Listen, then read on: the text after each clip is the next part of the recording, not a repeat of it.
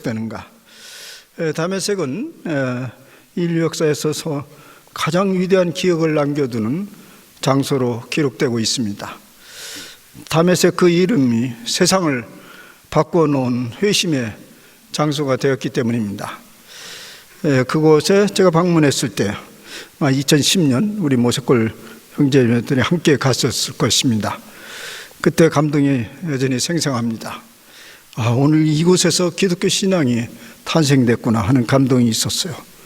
그러나 지금 아쉽게도 시리아 내전 때문에 들어갈 수도 없지만은 극단적 이슬람주의자들에 의해서 그 흔적이 훼손되거나 사라지지 않을까 하는 염려도 있습니다. 그럼에도 불구하고 그게 다 사라진다 할지라도 다메섹이라는 이름은 우리 내리 속에서 결코 지워질 수 없을 것입니다. 그곳에서 사울이라는 사람이 그 위대한 바울로 탄생되었기 때문에 그렇습니다. 그런데 오늘날에도 그런 다메섹 사건은 계속되는가? 여전히 우리에게 유효한 사건인가? 라는 질문을 던지게 됩니다. 아니면 그저 지울 수 없는 기념비적인 사건으로 남겨두면 그만인가? 만약 오늘날 이 다메섹 사건은 그저 기념비적인 사건에 불과하다면 우리는 이런 결론을 내려야 할 것입니다. 더 이상 회심할 사람이 없고 또 더 이상 주님이 회심시킬 사람을 찾지 않는다고 결론을 내려야 됩니다. 그러면 우리가 믿는 신앙은 박제된 죽은 호랑이와 다를 바 없습니다. 그저 그런 박제상을 바라보면서 그런 위대한 일이 있었구나 라는 그런 신앙을 가질 수밖에 없죠. 그렇게 신앙 생활을 하는 사람도 없지는 않아요. 그저 그런 일이 있었나 봐 뭐 이런 얘기죠. 오늘 그걸 보면서 여러분들이 어떤 느낌을 듭니까? 그런 신앙을 살아가는 사람을 우리는 잘 알고 있습니다.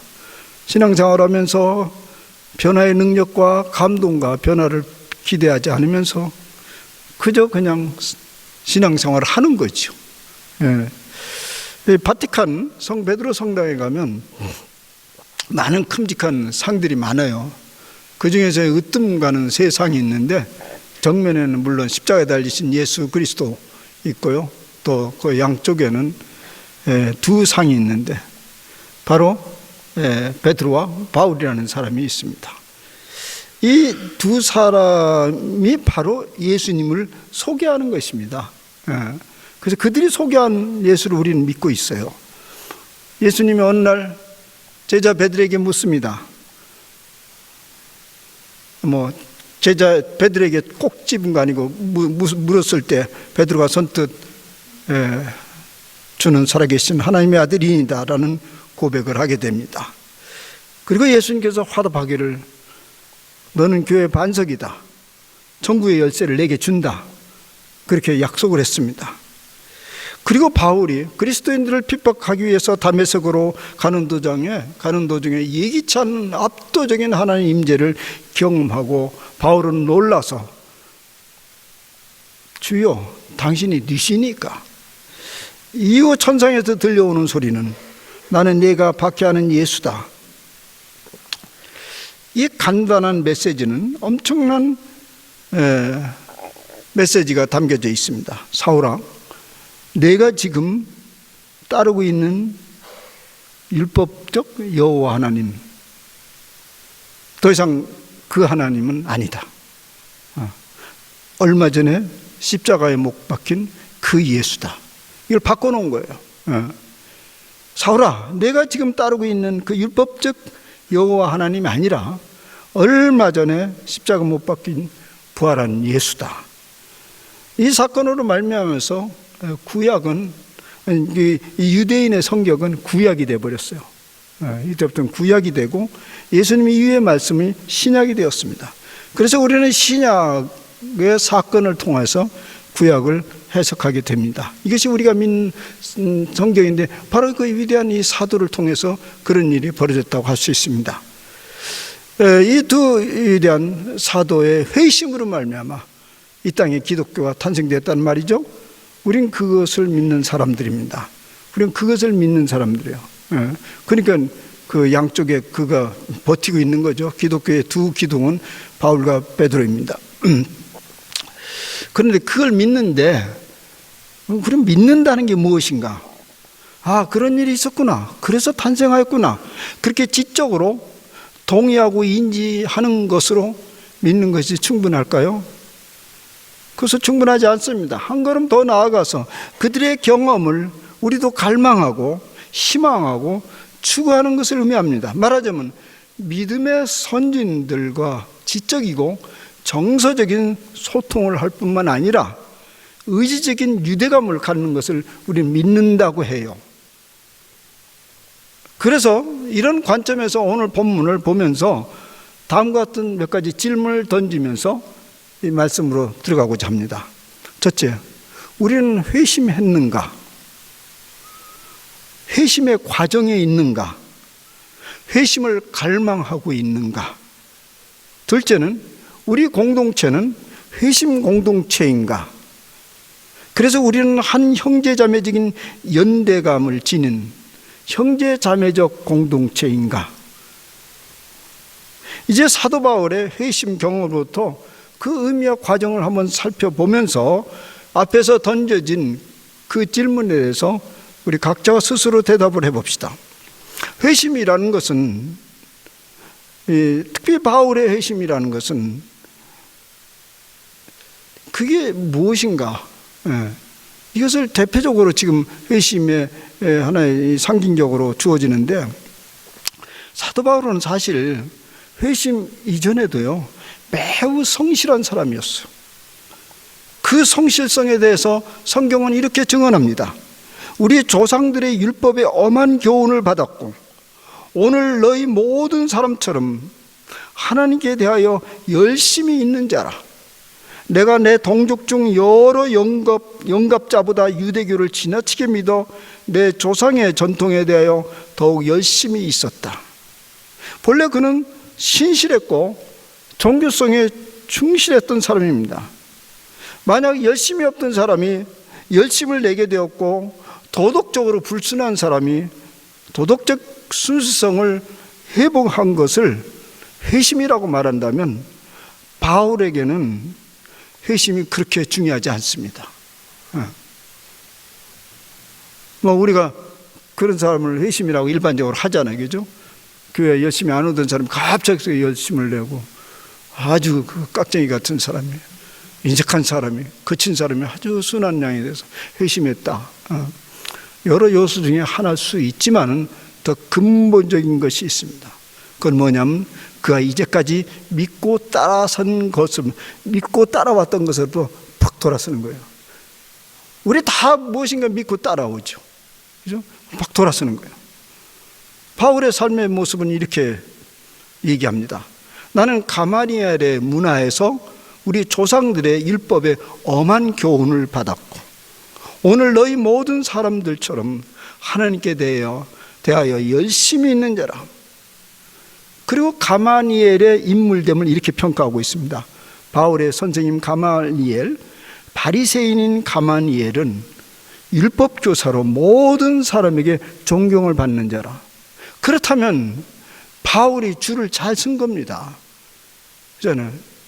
발을 잘 쓴 거예요.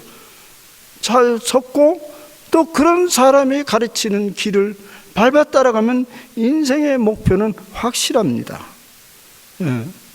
거룩한 목표가 분명했던 사람입니다. 그는 또 다른 제자가 될 필요성을 못 느꼈어요. 가만히 왜 누구 내가 제자가 될 수 있다는 말인가?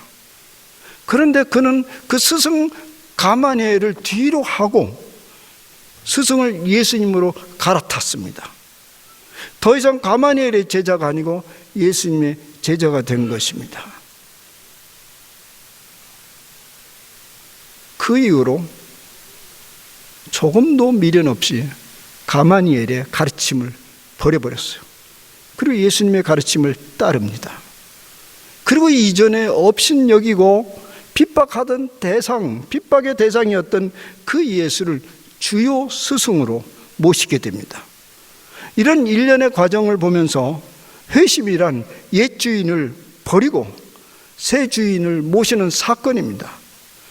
이전에 해가 된다고 여겼던 것을 도리어 그것이 살리는 길이라는 것을 자각하고 거기에다가 자기 목숨을 던지는 것이죠. 우리는 과연 회심을 지금 경험하고 있습니까? 아무것도 버린 것이 없이 그저 다른 것으로 기독교 신앙을 누더기같이 걷다 엎어놓고 있습니까?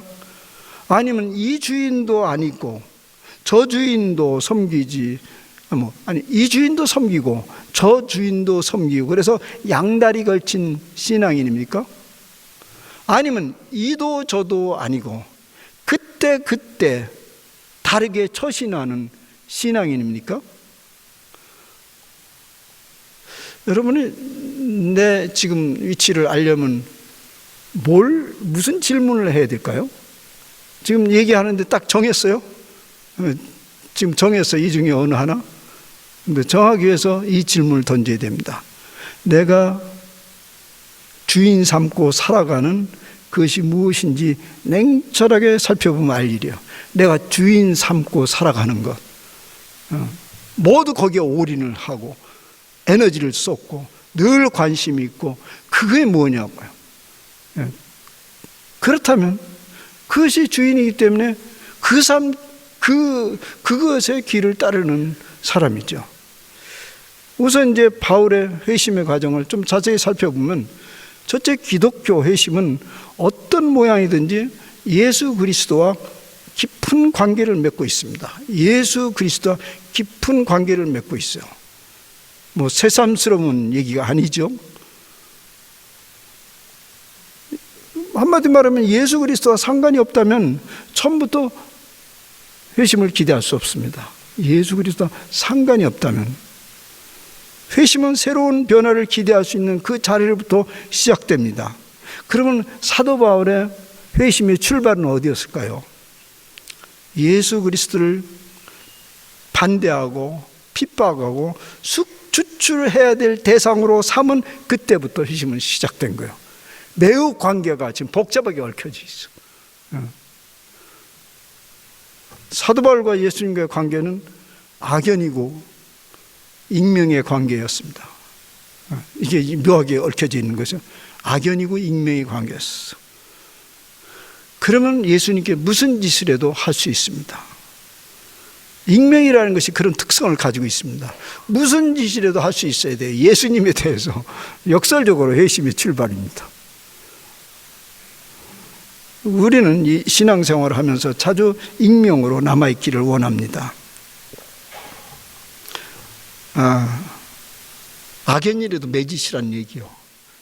근데 익명으로 그냥 남아있기를 그래요. 그리고 당신이 누구냐고 묻지도 않습니다. 물을 피로도 느끼지 못합니다. 그러니 주님이 너는 나를 누구라 하느냐 물음도 못 들어요. 그저 내가 좋아하는 대로 믿을 뿐입니다. 사도 바울의 용어를 빌리자면 사도 바울은 자랑스러움이 있었어요. 가마니엘 문화생이요. 그러니까 그 자랑도 끌고 가요. 자랑거리는 자랑거리로 끌고 가고 또 자기가 옳다고 여기는 가치는 가치대로 계속 끌고 가면서 그런 가치와 자기 자랑거리가 훼손되지 않는 범위 내에서 주님을 믿고 따릅니다. 다른 무엇으로도 자기 자신을 변화시킬 의향이 없습니다. 그런 경우 회심의 출발도 없습니다. 그런 의미에서 차라리 악연이래로 맺어라 이거죠. 악연이래도 맺어라. 내가 왜 그를 믿어야 돼? 왜 그분 때문에 내가 손해를 받아야 돼? 등등.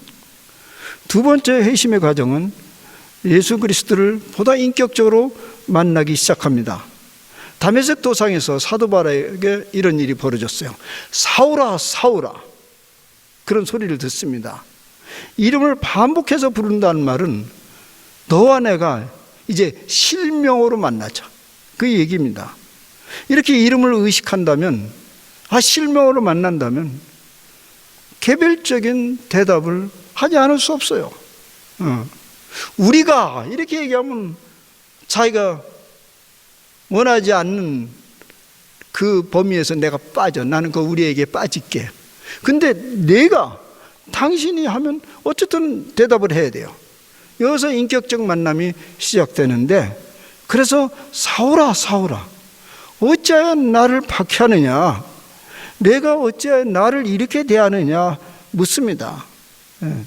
그래서 사울은 대답하지 않을 수 없죠. 당신 누군데요? 나는 그리스도라는 사람을, 그리스도라는 그 사람을 구세주로 고백하는 그 사람들을 박해했을 뿐인데 당신을 박해하다니, 당신이 누구냐고요? 진지하게 이제 묻는 거죠. 어떤 때는 이제 속으로는 이게 도대체 번지수 잘못 찾았지 않는가, 그런 마음으로 물은 거죠. 우리가 때로 이런 경험을 하지 않습니까? 당신이 내 생에 끼어들어서 이러쿵저러쿵 간섭을 하는데 도대체 당신 누군데 나를 간섭하냐, 그런 경험이 있습니까? 당신이 내 삶 안으로 들어오지 않았다면 나는 죄책감도 느끼지 않았을 것이고 그렇게 괴로워하지도 않았을 것입니다. 사랑하지 않는다고, 헌신하지 않는다고 그런 가책도 느낄 필요도 없었을 것입니다. 그런데 왜 이러쿵저러쿵 내 삶에 간섭을 하시나요? 도대체 당신은 누구입니까? 그러면 끊임없이 내 삶 깊이로 파고드는 것을 경험하게 되죠. 그러면 더 삶이 꼬일 수도 있어요. 도대체 당신이 누군데 내 삶을 이렇게 꼬이게 하고 내 뜻대로 되지 않도록 방해를 하는 당신은 도대체 누구입니까?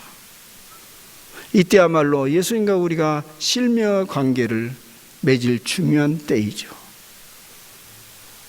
이 관계를 받아들이기 시작하면 변화가 시작됩니다. 당신이 이렇게 물었기 때문에. 그러나 못 들은 체하고 그저 환경이 그러해서 그렇지 뭐 인생이 다 그런 거지 뭐, 그렇게 해서 자기를 인생 속에 집어넣고 환경 속에 집어넣으면서 변화를 요구하는 것에 못 들은 체하고 쭈삣쭈삣 그렇게 가면 신앙생활을 하면서도 계속 갈등과 불안이 연속해 갑니다. 그리고 마침내 이거 내가 믿어도 되는 거야? 또 제대로 믿기는 하는 거야? 이런 회의를 가지게 됩니다. 근데 사도 바울은 마침내 그 예수님과 자기 자신의 관계를 알았어요. 자기는 핍박자요, 예수님은 핍박을 받는 자라는 그런 매우 분명한 관계를 깨닫게 됩니다. 사도 바울이 직접 예수님을 핍박을 간 일은 없었는데, 물론 사실 당시에 다메섹 도상에서 그때 사도 바울의 의식 속에는 그에게 예수는 더 이상 없는 거죠. 옛날에 공생애 때는 있다 할지라도 지금은 그분은 없는 존재예요. 죽었으니까.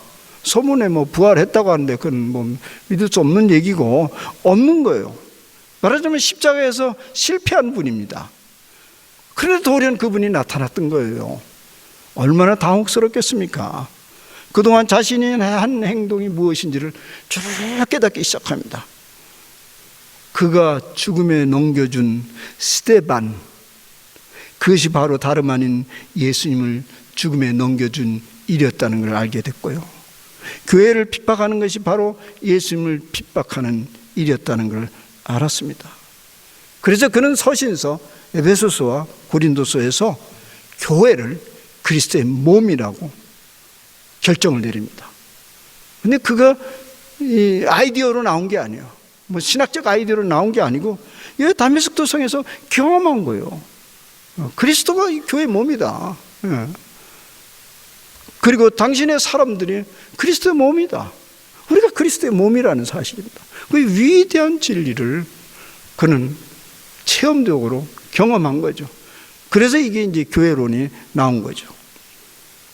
세 번째로, 그는 더 이상 이 상태로 삶을 이어갈 수는 없었습니다. 이렇게 좁혀오는데, 실명으로 좁혀오는데 그냥 있을 수는 없어요. 교회를 박해하고 성도를 박해하는 것은 더 이상 아무 의미가 없어요. 왜냐하면 예수 그리스도가 그 성도 한가운데 있는 것을 뻔히 지금 알고 있는데 어디다 무슨 짓을 할 수 있겠냐고요. 여기서 바울 자신이 깊은 회심으로 변해가고 있습니다. 변해가고 있어요. 지금 돌았어요. 그때 아나니아라는 주님의 제자가 중재자로 나서게 됩니다. 그리고 예수님은 바울을 아나니에게로 또 인도합니다. 중재자가 이제 나타난 거죠. 그 사이에 바울은 사흘 동안 보지도 못했고 먹지도 않았고 마시지도 않았다고 성경은 기록합니다. 고통스러운 결단을 요구하는 장면을 묘사한 거죠. 아무것도 보이지도 않아요. 아무것도 먹고 싶지를 않아요. 마시고 싶지 않아요. 이거 어떻게 내가 결단을 하나? 그리고 머리는 그냥 블랙아웃이 돼버린 거예요. 아무것도 안 보이고. 오직 이건 어떻게 내 응답을 하나? 이런 상태를 영성신학에서는 영혼의 밤이라고 그래요. 영혼의 밤. 이 상태에서 우리가 반응을 하지 않는다면 그는 깊은 터널에 갇히고 맙니다. 그게 굉장히 위험한 거죠. 그러니까 여러분들이 주님을 깊게 만나기를 바라는 것은 어떤 의미에서 급진적인 회심을 바라는 거기도 하지만 굉장히 위험한 모험이기도 하다는 것을 얘기합니다. 왜냐하면 지금 응답을 한다면 바울은 일단은 파괴적이 되어버릴 거예요. 자기 자신이 완전히 벌거벗기가 되어버리니까요. 그러나 거부할 수 없었던 거죠. 불가항력적인 하나님의 힘이 작용하고 있었습니다. 하나님의 불가항력적인 힘은 바울에게뿐만 아니라 아나니에게도 미쳤습니다. 기도 중에 사울을 찾아가라고 합니다. 계시의 음성이 들리죠. 근데 아무리 하나님의 음성이라 할지라도 아나니아가 받아들이기에는 무리한 요청입니다. 아나니아도요 율법에 아주 충실한 사람이었어요. 그리고 사울은 이미 익히 들어서 잘 알아요. 그가 예루살렘에서 주의 성도에게 적지 않은 해를 끼쳤다. 성경은 얘기해요. 그런데 그런 사람에게 무슨 일을 한다고 변화가 일어나겠냐고요. 아나니아 율법을 잘 알고 있기 때문에 이 사도 바울이 왜 이런 짓을 하는 것을 잘 알고 있었어요. 사도 바울이 그냥 영웅적인 행동을 한 게 아니죠.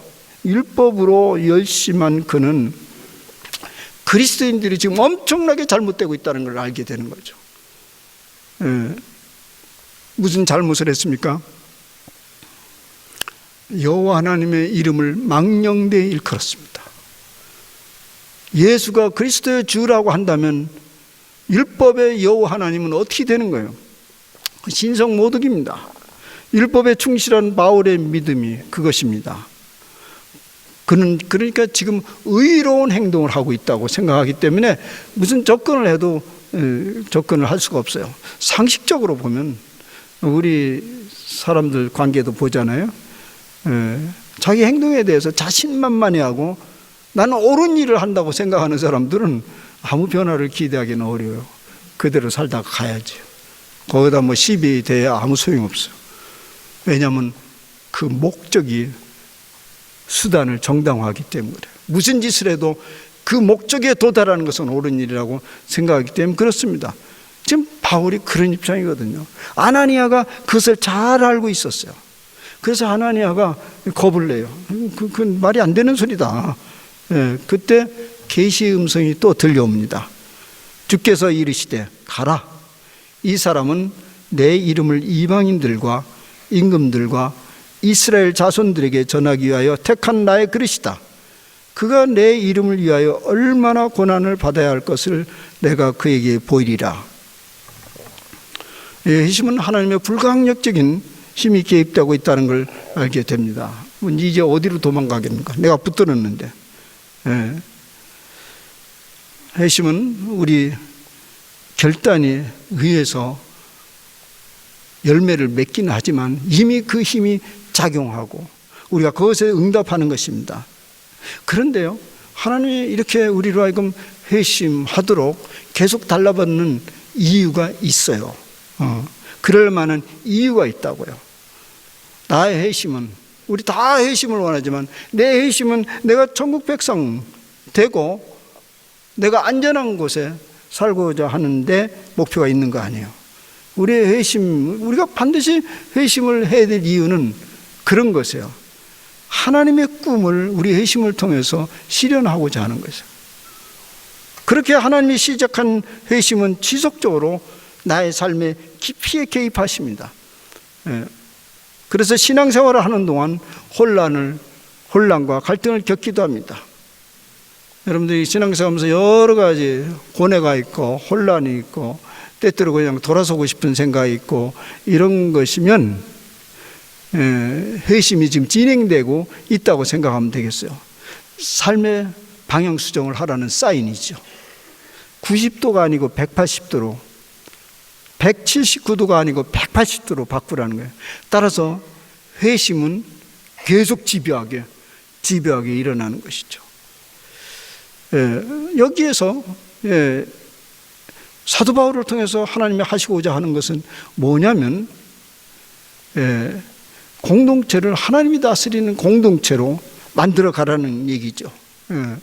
여기에 보면 이제 이 아나니아가 안수를 하면서 형제 사울아 이렇게 부릅니다. 형제 사울아.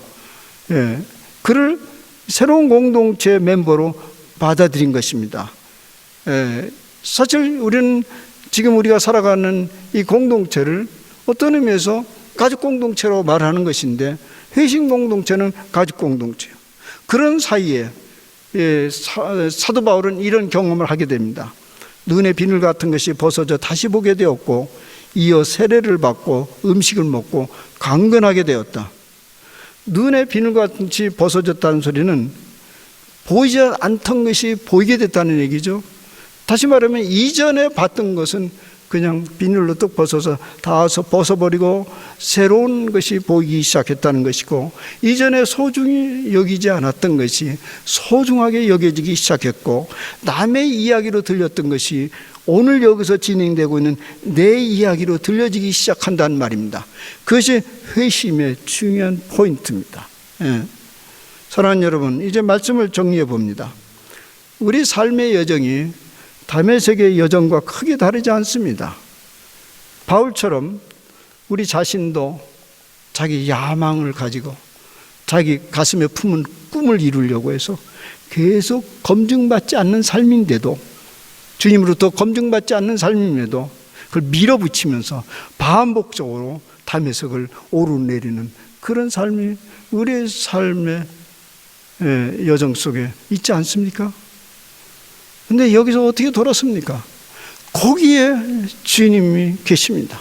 부활하신 주님이 그에게 방향을 돌이키려는 사인을 계속 주고 있다는 것이에요. 근데 그것에 귀가 멀으면 그냥 계속 죽을 길로 가는 거죠. 우리 중에 그런 사람 아무도 없을 거예요. 못 들은 줄. 분명히 지금 여러분 모두 다 듣고 있을 것입니다. 또 동시에 자기 꿈과 야망을 위해서 계속 달려갈 거예요. 자기가 좋다고 생각하는 계속 달려가고 있을 거예요. 근데 엎드려서 기도하면 돌아라 소리로 들을 것입니다. 거기서 전진하지 않으면 우리 마음에 평화가 없어요. 갈등이 있는 것이죠. 그런 것을 회심의 과정이라고 말하면 되겠습니다. 2주 전 저는 베드로전서 1장을 설교하면서 이 땅에서 우리에게 주신 부활의 최대 선물을 말했습니다. 기억하세요? 예수님 부활하셔서 우리에게 준 최대의 선물이 뭐냐면 거듭남이라고 그랬죠. 그죠? 거듭남을 선물로 우리에게 주셨는데 그게 왜 최대의 선물이냐면 예수님이 이 땅에 오신 가장 결정적인 이유를 제가 반복적으로 말씀드린 대로 하나님 나라를 끌고 오셨잖아요. 그리고 하나님 나라를 펼치셨는데 우리는 그게 잘 안 보인다고 자꾸 얘기하잖아요. 그럼 왜 안 보여요? 회심 안 되니까. 거듭나지 않았기 때문에. 그것이 바로 거듭남이 우리에게 최대 선물이라는 것은 바로 그 하나님 나라를 우리에게 주는 사건이기 때문에 최대 선물이라고 하는 것입니다. 우리는 회심을 통해서 거듭남으로써 하나님 나라가 가까이 다가오고 있고 그 하나님 나라를 조금씩 경험하게 된다는 얘기입니다. 이 회심이라는 것을 조금 상징적인 말로 설명하면 이렇게 설명할 수 있어요. 우리는 이전에는, 회심 전에는 우리가 이 땅에 발을 붙이고 하늘을 그리워하면서 삽니다. 그 회심 전에 이 땅에 발을 붙이고 하늘을 그리워하면서 살아요. 그리고 죽으면 하늘나라는 가는 것인가, 이 생각으로 살아가는 사람. 그게 이제 회심 전의 일이에요. 근데 회심하고 거듭나면 이 방향이 바뀌어집니다. 맑고 푸른 하늘날에 발을 딛고 이 땅에 사는 것입니다. 그 거꾸로 사는 거죠. 발을 거기다 딛고 여기에 이 땅에 머리로 살아가는. 그러면 어떻게 될까요? 이 땅이 다르게 보이는 거죠.